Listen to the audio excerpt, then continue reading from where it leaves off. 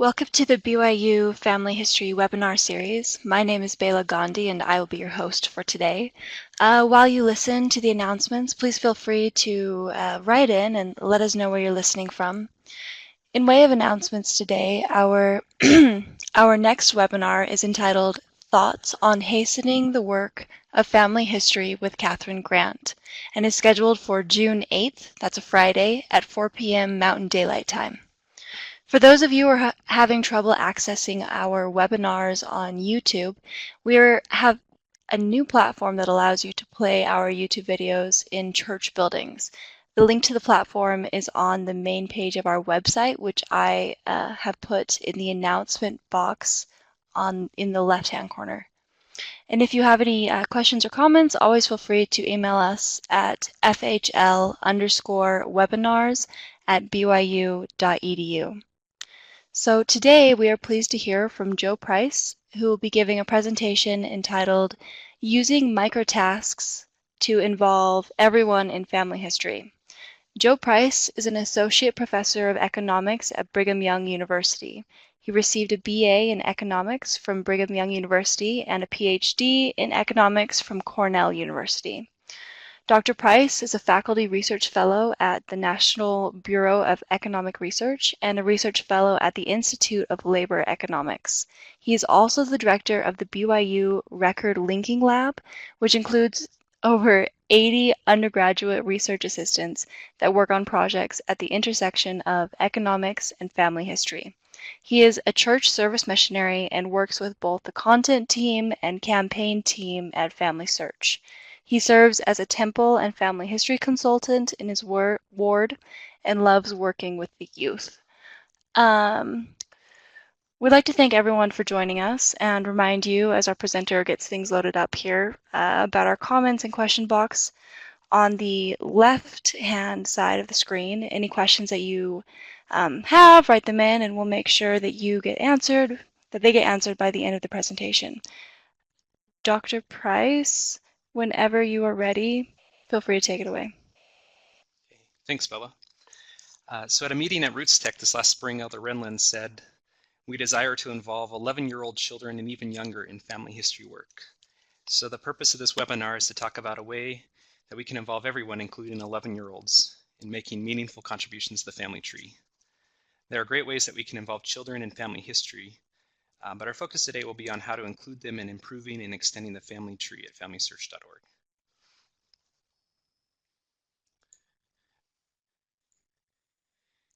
So the way we're going to think about involving children and people of all ages in family history is microtasking. And this is just a process, this is just an approach in which you break the process of family history work into specific tasks that can be learned and mastered. We've been working on a list of microtasks and organizing that list from easiest to hardest. So here's an example of a list of microtasks. One thing I've found with new users is that they often crash into the harder tasks early on, and it can be frustrating for them. Microtasking allows us to match new users with easier tasks and then allow them to work their way up to the harder tasks. Our goal with this should be to help them build their skills and confidence so that they will start a lifelong engagement with family history. And if you have tasks that you think we should add to this list, you can certainly email me. We're going to start with the first one, death dates. Finding death dates is actually an important task for several reasons. First, knowing a person's death date helps us know which census records the person should be in. These census records often provide additional family members that can be added to the tree. Second, a death date makes it easier to obtain the obituary for the person, which can also give us additional family members and can also provide married names of their sisters and their daughters. And then third, we need to know someone's death date to determine which temple ordinances are needed. Death dates is also a good place to start because it's relatively easy to do. Death records often come up as a record hint, which is really easy for a new user to work with, even on their phone. Second, there are lots of different records that provide death dates, including death certificates, Social Security Death Index, Find a Grave, Building Graves, and obituaries. Now I do want to emphasize that in this presentation I'm going to be using pictures, screenshots from both the phone and from the computer. And I want to emphasize that everything I show you today can be done on a phone. And there's a number of advantages of helping others use the phone, the Family Search phone app. is that they're going to be near their phone more than they will their computer. And it'll be easy for them to do little bits of family history each day. It helps them become a daily habit that can bring the spirit into their life. And then there's some nice features in the app that can be really helpful for new users in terms of attaching sources and finding people on their tree to do temple work for. So let me just show you 2 ways to use your phone to help people find a death date. You can see on the screen, this is a screenshot of what you would see when you logged into the Family Search app. And down in the bottom left, you have the tree button and the task button. So we're going to start by showing you how you can use the tree button to find people on your tree that need death dates. So if this were your phone, you'd click on the tree button, and you would navigate up your tree, being guided by the Spirit to know where you should go. And in this case, I felt like I should take a look at one of my great-great-great-grandfathers, John Alexander McIntyre. And so I would click on his name in the tree view, and then when I went to his individual profile, I'd hit the 3 dots at the top, and then I'd click Descendants with Tasks. And this is going to allow me to look at all of the descendants of this ancestor of mine and see if there's any opportunities for me to add information to the tree. So he has 169 descendants with opportunities for me to help. You can see that the upper red box says 5 generations. The default is 3 generations, and you can change it to 4 or 5 generations. And then I noticed that John Sidney Hervey doesn't have a death date, it just says deceased. And so I click on the blue button, and it shows me the record hints for John Hervey. And you can look across the different record hints on the right side, and you see one that's a find a grave. And then when I click on that record, I'll be able to attach that source and be able to add that information to John Sidney Hervey's record, and so then I would have a death date for him. The other way to find death dates opportunities on your family tree, and again, the goal here is we're going to be working with a new user and helping them gain confidence in doing things in the family tree, is to use the recommended task button. So on the phone, they would click the little task button, or if they were on a computer, they would go to the home page and then look under recommended tasks. And in each case, what they can do is they can look through the set of opportunities that exist. So on my phone, it brought up 279 possible tasks that I could work on. I noticed that Lorenzo Clay Ritz didn't have a death date. So I clicked on the blue circle to look at the record hints for him, and there was a find a grave record. And so I click on the find a grave record, and then I can review the record. And then as I review the record, I notice that I have a good match. And so I'm able to add in the death information and the burial information for him. Now, one of the challenges when we're working with people who are new to family history is that they're going to be often worried about messing up the tree. The fact is that no one can become good at piano or a sport without making mistakes. It's just part of the learning process. We wouldn't want anyone to stop playing the piano because they play a few wrong notes early in the experience. So we want to encourage people to become lifelong participants in family history, and they're going to make mistakes in the beginning and then get better over time. In some of the research that we've done in our lab, we gathered a sample of individuals on the tree from Knox County, Ohio, and looked at the full edit history of each person. Then we evaluated which of those edits provided information that was correct, and we found that edits made to the family tree were correct 95% of the time, and that most of the mistakes were fixed within a few weeks by other people. Another issue that you might run into is that some of you will be working with people who have lots of family members that love doing family history and have been doing it for decades. So all of the easy tasks will be gone. This can make it hard for them to find someone to find a death date for, or if there is a person who doesn't have a death date, it might be because that death date has turned out to be incredibly difficult and eluded the efforts of more experienced genealogists in the past. Luckily, new indexed records are being added as record hints all the time, and so there is often low-hanging fruit waiting for the new user that has eluded past efforts. Also, descendancy research provides lots of possible branches on the tree to explore, some of which have received very little traffic, leaving lots of untapped opportunities. We've also created a list of people that need a death date that are likely to be easier for new users to work with. So this is a website we've set up, byuresearch.org/volunteer. And the purpose of this website is to provide microtasks for groups that want to use it as a teaching opportunity, or for people who are starting out and need some practice. And so we have a couple of the tasks here. We have find a death date, find a name, find a maiden name, find the exact birth date, find parents, attach the census records.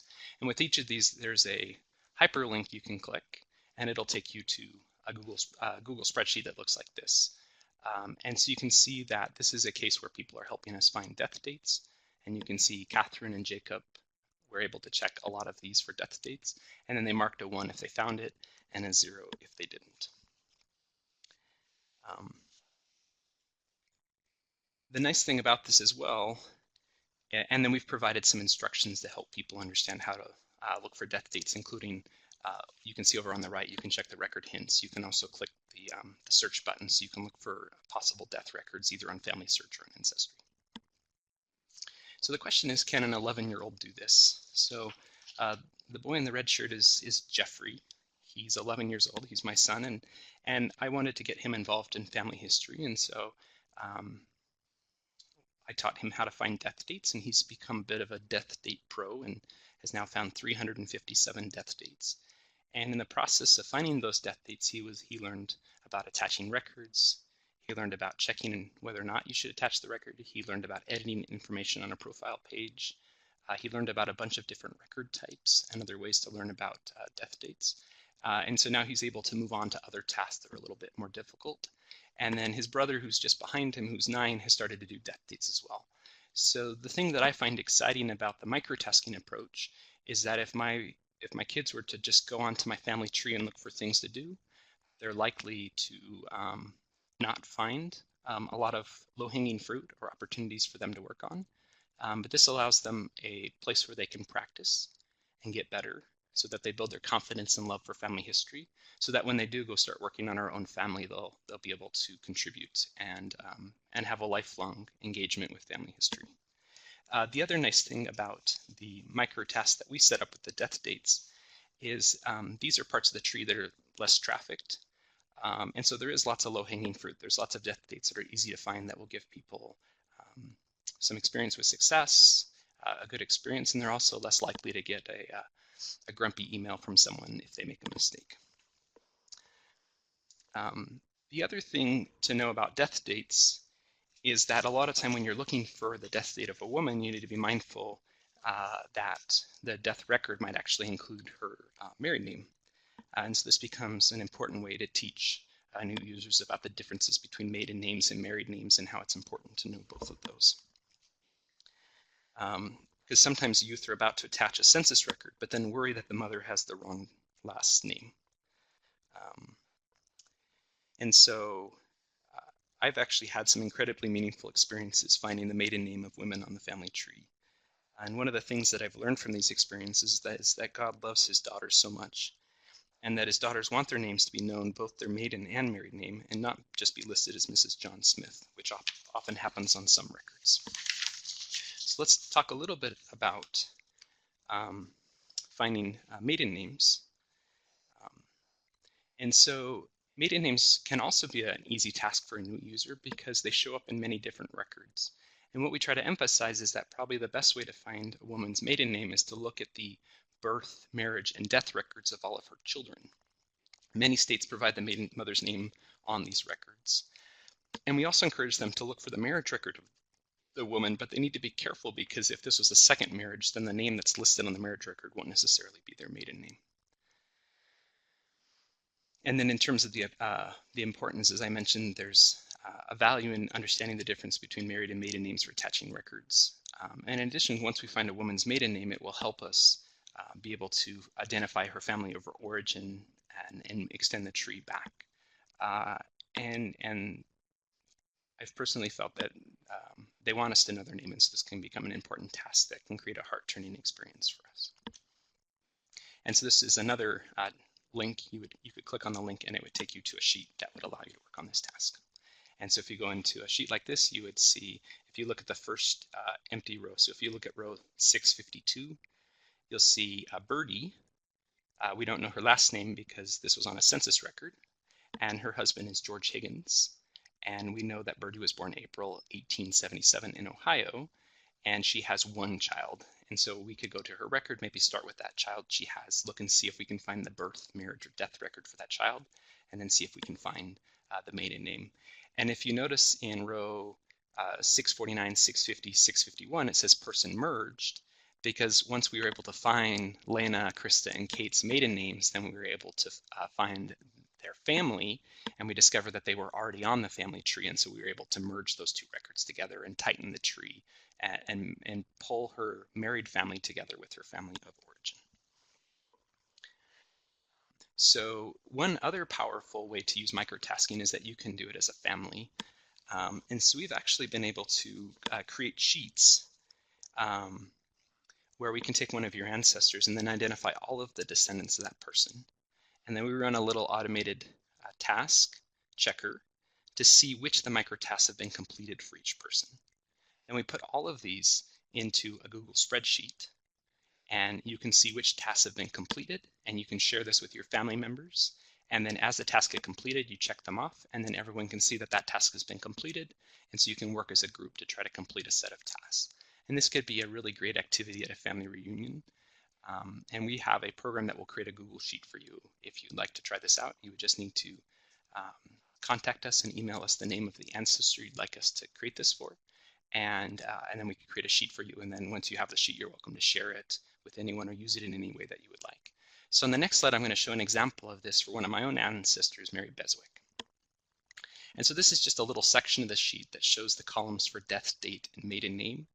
And if you look at the bottom, and this is just a part of the sheet actually I think has 63 rows. But you can see Raymond and Bradford Churchill at the bottom. Neither of them have a death date. So if I was working on this as a family, I might have my 9-year-old Corbin work on those particular two tasks.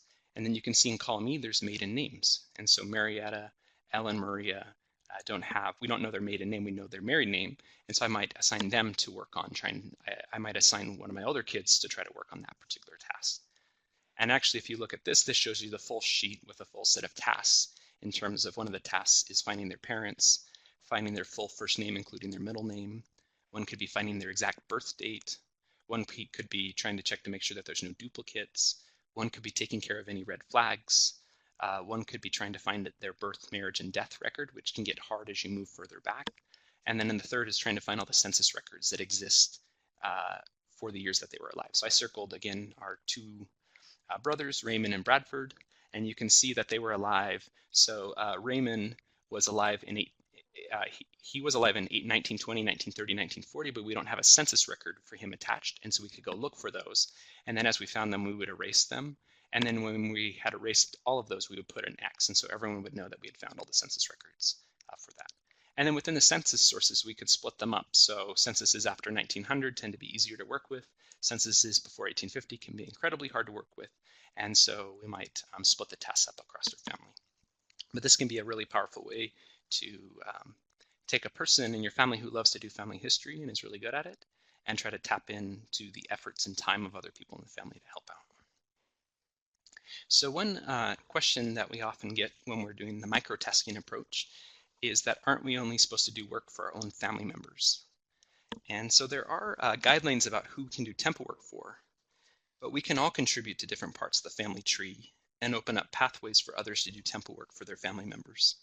I think in the future, as we digitize and index more records from other countries, that you will see people from the United States reaching out to help build the family tree in these countries and make the whole experience easier for new converts and members in those countries to participate in temple work and for their family. Possibly it will be for people we worked with on our missions. I served in Chile and would love to help build the family tree for Chile so that the members there can do temple work for hundreds of people that is often possible for people here in the United States. And so I imagine we'll have this mentoring model in the future where we reach out and love and care for those in other countries and help them have the same experience that we often have in the United States. And in fact, let me end by showing how we can use our microtask approach to help someone find a branch of their family tree where they are likely to have lots of success to be able to find family names they can do temple work for. So anytime you're looking for a person on the family tree, you can click on View My Relationship, and you can see how you're related to that person. So you could be doing a microtask for someone that you didn't think was related to you. You're just using it as a way to practice. And then I hit View My Relationship. So this was someone that I was working on from Knox County, Ohio, and I was curious. So I clicked View My Relationship, And I could either do it, the one on the left is what it would look like on a computer. The one on the right is what it would look like if I was using my phone. I'd click the three dots at the top and then I'd hit view my relationship. And then what I'm going to see, the phone has a nice feature in that it tells you the relationship you have. So it turns out that Rosetta Davis is my 10th cousin, 3 times removed. So you have to go back pretty far to find her common ancestors. So she is not someone that I would do temple work for. But by looking at my side of the tree, I go and look at one of my ancestors who was born in the 1700s. So you can see on the right, I zoomed in a little bit on this linking tree. So you see Bethia Pease, Samuel Mecum, Elam Mecum. And so I can click on one of those profiles and I will click on their page and I can basically do the same process that I did before. I would click on their page, I'd hit Descendants with tasks, and then I'd look down. And before we were looking for records to attach, but at the same time I could look for temple opportunities, or I could pick someone and start attaching records to someone I'm related to. And as I attach those records, I might find opportunities to do additional temple work. So just as kind of a final note, I think one of the things I like about the microtasking approach, particularly using one of the sheets we create up or something like that, is it creates a low stakes environment. Because we want people to be able to have an opportunity to practice, but at the same time make a meaningful contribution to the tree. And the nice thing with the sheets that we've created is that we do automated checks on it, on the edits you make, and we can identify ones that looks like it was likely a mistake, and then we can have more advanced users check and fix anything that was likely a mistake.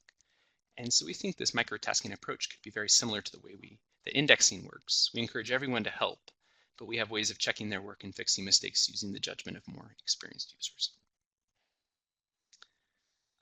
And so just to kind of finish before the Q&A, let me just mention a few ways that our lab could help you. We're the BYU Record Linking Lab. As Bella mentioned, we have over 80 research assistants. They're all students here at BYU. They're fantastic and talented in so many ways. And the lab was set up to provide assistance to people to do family history work and also to help improve and extend the family tree. So here's a couple ways we can help you out. So one is we could provide a list of people that you can use to help people practice microtasks. And we can even create, the lists that we've created in the past have been for Knox County, Ohio, or for Virginia. And we could create a list of microtasks that match maybe the last name of someone you want to help or other things like that. We can also set up a sheet for your own family tree to practice with. And this would be a Google sheet that you could share with anyone in your group. And basically, once we hand it over to you, you can use it in any way you want. And then if you live close to BYU, we host family history experiences for wards or stakes that help people get involved in family history. The picture there is actually a stake youth group that came in, and about 80% of the youth were able to find a temple name. And then that same youth group came back just a few weeks ago, and we provided a similar experience where they were able to find names from their family tree, and then they were able to go to one of the temples nearby, the Provo Temple, the Provo City Center Temple, the Mount Sabinogus Temple, and go having a temple experience immediately after having a good family history experience.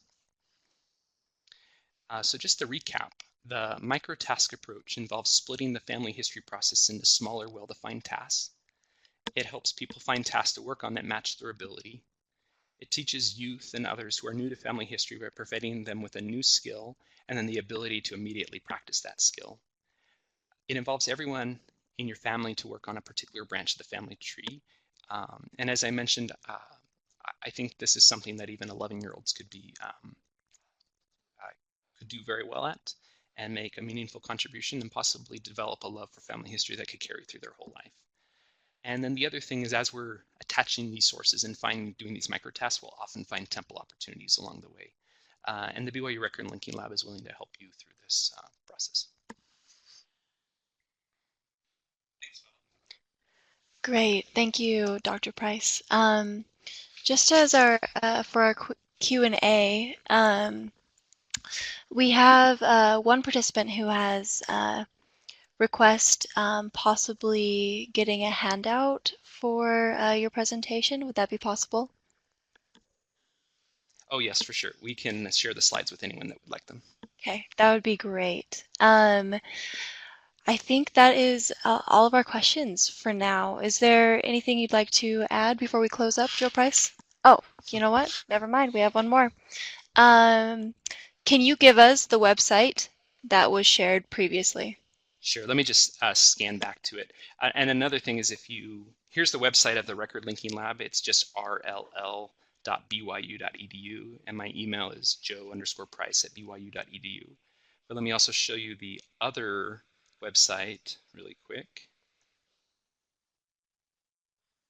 Okay, so right here is byuresearch.org/volunteer. And this will provide you links to these sheets that you can use to practice. And you can come in and practice finding death dates or maiden names or exact birth dates or parents or attach a census record.